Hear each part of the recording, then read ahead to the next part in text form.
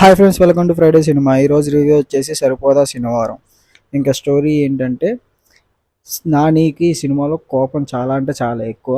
వాళ్ళ అమ్మ నాని దగ్గర ఒక మాట తీసుకుంటుంది, నువ్వు శనివారం శనివారమే కోపం చూపించు, మామూలు టైంలో చూపికు అనేది.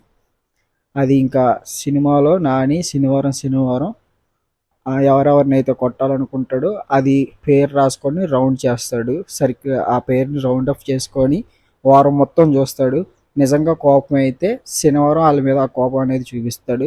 ఆ వారం మొత్తంలో ఎప్పుడోకప్పుడు ఆ కోపం తగ్గిపోయిందంటే ఆ పేరు కొట్టేసి వాళ్ళని వదిలేస్తాడు. ఇది సినిమా స్టోరీ.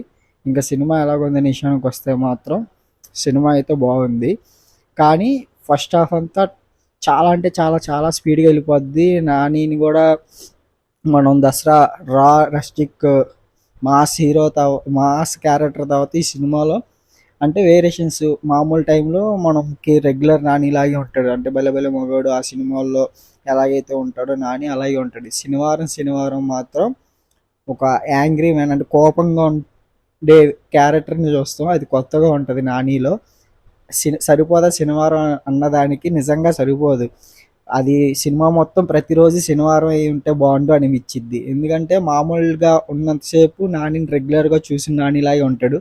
శనివారం శనివారం అయితే ఎప్పుడు వస్తాడో అప్పుడంతా కోపంగా ఉండి నానిని అసలు వేరే లెవెల్లో అయితే చూస్తారు. నాని ఫ్యాన్స్కి అయితే పిచ్చ పిచ్చగా అసలు వాళ్ళకి హై మూమెంట్స్.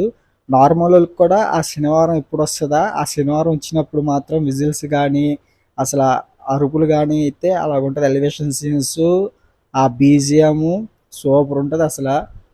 ఇంకా ఫస్ట్ హాఫ్ అంతా ఏంటంటే చాలా అంటే చాలా స్పీడ్గా వెళ్ళిపోద్ది. సెకండ్ హాఫ్ వచ్చేసరికి కొంచెం అంటే లెంత్ ఉంటుంది.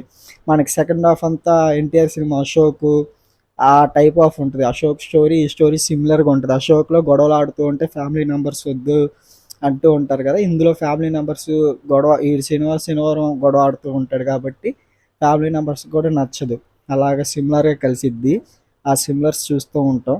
కానీ సెకండ్ హాఫ్ కొంచెం ల్యాగ్ ఉంది. అది కూడా కొంచెం ట్రిమ్ చేసి ఉంటే సినిమా ఇంకా బాగుండేది, సూపర్ ఉండేది. ఇంకా నానికి మాత్రం last cinema Dasara pan India hit అయితే అలాగైపోయిందో ఇప్పుడు కూడా ఇది పాన్ ఇండియా రిలీజ్ అయింది.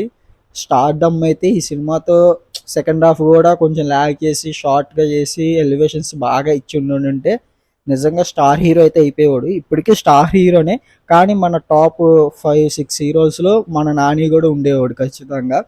కానీ సినిమా అయితే మరీ అంత తీసి పడేసే సినిమా అయితే కాదు, ఖచ్చితంగా చూడొచ్చు వెళ్ళి.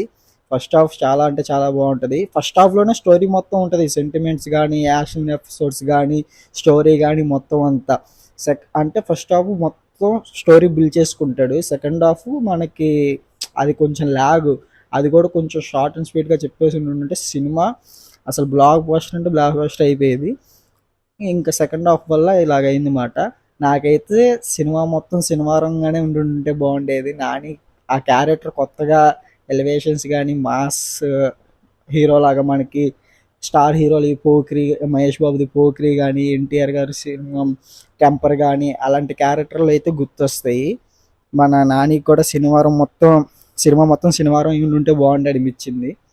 కానీ సినిమా అయితే ఖచ్చితంగా వెళ్ళి చూడొచ్చు. ఇంకా నాని తర్వాత యాక్టింగ్ ఎరక్కొట్టేసింది ఎవరంటే ఎస్జే సూర్యకి నేను పిచ్చ ఫ్యాన్ని. ఆయన ప్రతి సినిమాలో యాక్టింగ్ అసలు నెక్స్ట్ లెవెల్లో చేస్తాడు.